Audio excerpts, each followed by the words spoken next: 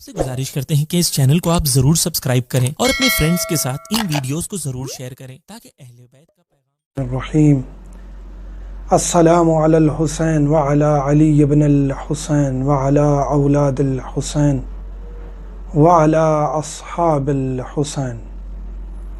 मोमिनीन कराम, अज़ादारान इमाम हुसैन अलैहिस्सलाम, दरूस मुहर्रम अल हराम का सिलसिला जारी है। आज हम ज़िक्र करेंगे कि मातम व गिरिया यानी मौला हुसैन अलैहिस्सलाम पर मातम करना, अज़ादारी करना, गिरिया करना अहल सुन्नत की कुतुब से साबित है या नहीं है। शियों पर एतराज़ किया जाता है कि ये मातम क्यों करते हैं, गलियों में क्यों निकलते हैं, जलूस क्यों निकालते हैं, रोते क्यों हैं, गिरिया क्यों करते हैं। काफ़ी एतराज़ात किए जाते हैं। जिसके बस में जो एतराज़ आता है वो जहालत की वजह से एतराज़ आगे बढ़ा देता है। जो इल्म रखने वाले हैं एतराज़ करते हैं, उनको हम जवाब देते हैं, वो मुतमईन भी हो जाते हैं। तो इंशाअल्लाह हमारी गुफ्तगू आज भी अहले इल्म से है ताकि उनको मुतमईन किया जा सके कि अहले बैत अलैहिमुस्सलाम के अलावा कोई भी दरवाज़ा आपके लिए मुनासिब नहीं है। वो भी भटकेंगे, जिनके दरवाज़े पे जा रहे हैं भटके हुए हैं, और आप भी भटके हुए ही रहेंगे। सिवाय अहले बैत के कोई दरवाज़ा आपको निजात की कश्ती तक नहीं पहुंचा सकता। तो साबित करेंगे आज कि क्या अहले सुन्नत की कुतुब से मातम इमाम हुसैन अलैहिस्सलाम साबित है या नहीं है। ये इंशाअल्लाह अगली वीडियो में हम जिक्र करेंगे कि अंबिया ने भी जनाब इमाम हुसैन अलैहिस्सलाम की मज़लूमियत पर गिरिया व बुका किया है, अंबिया ने, हर नबी ने। लेकिन आज इंशाअल्लाह वो गुफ्तगू करेंगे जो इन्हीं अहले सुन्नत की बिरादरान की किताबों में मौजूद है, जो हमारे ऊपर एतराज़ करते हैं।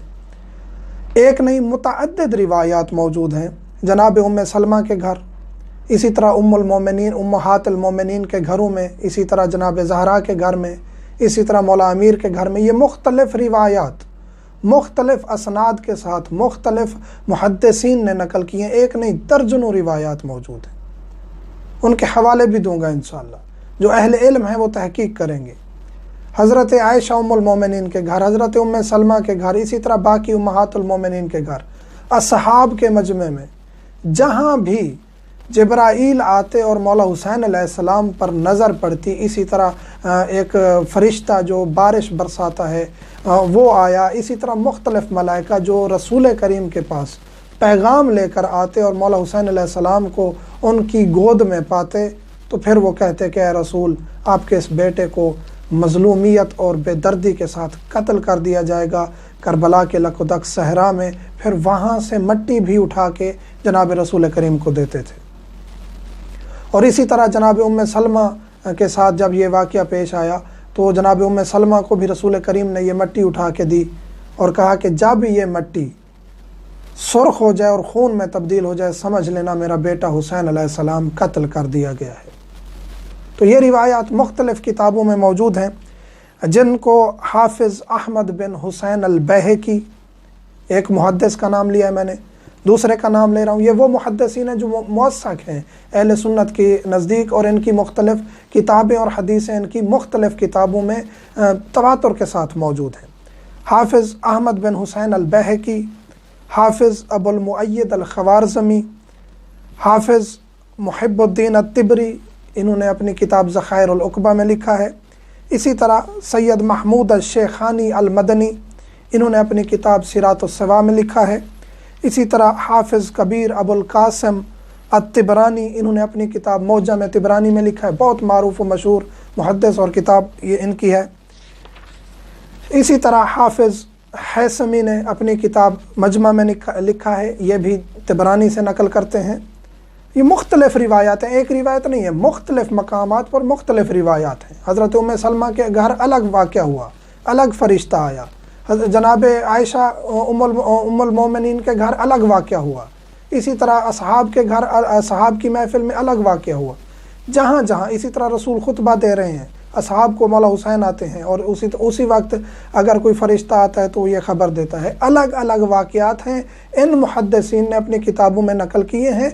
जो भी तहकीक करता है वो फ़कत एक ये जुमला लिख दे, अपने किसी आलम के पास दें, एक जुमला ये अरबी का, मातम अल हुसैन फ़ी कुतुब अहले सुन्ना, ये एक जुमला عربی کا جملہ ہے کہ ماتم حسین اہل سنت کی کتب میں عربی میں لکھیں، تفصیل آ جائے گی، تفصیل آ جائے گی، روایات احادیث سب آ جائیں گی۔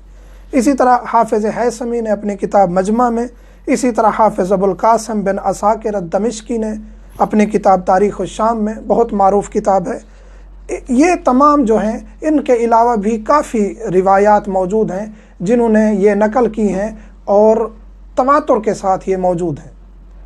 حضرت عائشہ کے گھر رسول کریم ایک مشربہ ہے جہاں سے پانی پینے کی جگہ تھی، وہاں رسول کریم تشریف فرما ہوتے اور فرشتہ وہاں آتا پیغام لے کر، تو رسول کریم وہاں ان کے ساتھ بیٹھتے۔ امام حسین علیہ السلام تشریف لائے اور مشربہ کی طرف چلے گئے، روکا ہوا تھا رسول کریم نے کہ حسین علیہ السلام کو کسی نے رلانے کی جرت نہیں کرنی، روکنے کی جرت نہیں کرنی، تو اسی لیے کوئی بھی ام المومنہ، کوئی بھی شخص، کوئی بھی خاتون مولا حسین کو نہیں روکتا تھا رسول کریم کے پاس جانے کو، حتیٰ کہ فرشتہ بھی آیا ہوا ہو۔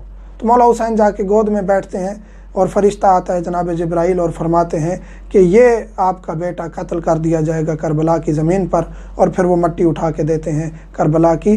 یہ واقعہ ہے حضرت عائشہ کے گھر کا، اسی طرح باقی امہات کے گھر میں اور اصحاب کے مجمع میں کافی واقعات، اور ہر واقعے کی سند رجال سے ثابت کی گئی ہے ان کتابوں میں۔ جو مراجعہ کرنا چاہتا ہے وہ تحقیق کرے، ہم اشارہ دیتے ہیں تاکہ انسان اگر تحقیق کی طرف جانا چاہتا ہے تو آسانی سے پہنچ سکے۔ اب آتے ہیں دیگر حوالوں کی طرف اور دیگر چیزوں کی طرف کہ مولا حسین علیہ السلام پر ماتم کرنا یا اپنا خون بہانا یا اپنے آپ کو تکلیف دینا جائز ہے یا نہیں ہے۔ یہاں ایک اور اعتراض کا جواب دیتے چلیں کہ جو کہتے ہیں کہ یہ مولا حسین علیہ السلام کو شہید مانتے ہیں، شہید زندہ ہوتے ہیں، اور یہ شہید کا ماتم کیوں کرتے ہیں، زندہ کا ماتم کیوں کرتے ہیں؟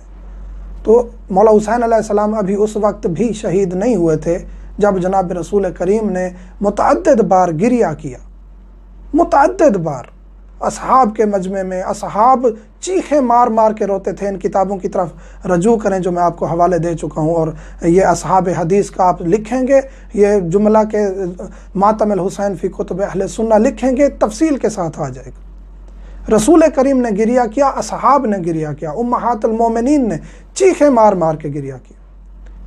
اسی طرح مسند احمد، اس سے ایک حوالہ ہے کہ جناب رسول کریم کی جب شہادت ہوئی تو حضرت عائشہ نے مومنات کو اکٹھا کیا، خواتین کو اکٹھا کیا اور ماتم برپا کیا، اور اپنے منہ پر بھی چماٹے مارے، اپنے منہ پر چاٹے مارے، ماتم کیا، لتم کیا، فقط روئی نہیں۔ تو جب آپ کا کوئی محبوب چلا جاتا ہے تو پھر گریہ و بکا جائز ہو جاتا ہے۔ جو اعتراض کرتے ہیں ان کو جواب دے رہے ہیں۔ اسی طرح جناب حمزہ جب احد کے میدان میں شہید ہوئے تو اس سے پہلے کا واقعہ ہے کہ جناب رسول کریم کے دندان مبارک شہید ہو گئے، تو ابو عبیدہ الجراح صحابی ہیں جن کا ذکر کیا جاتا ہے، مشہور یہی واقعہ ہے، انہوں نے اپنے تمام دانت توڑ دیے، رسول کی محبت میں تمام دانت توڑ دیے۔ دانت توڑنا آسان نہیں ہے۔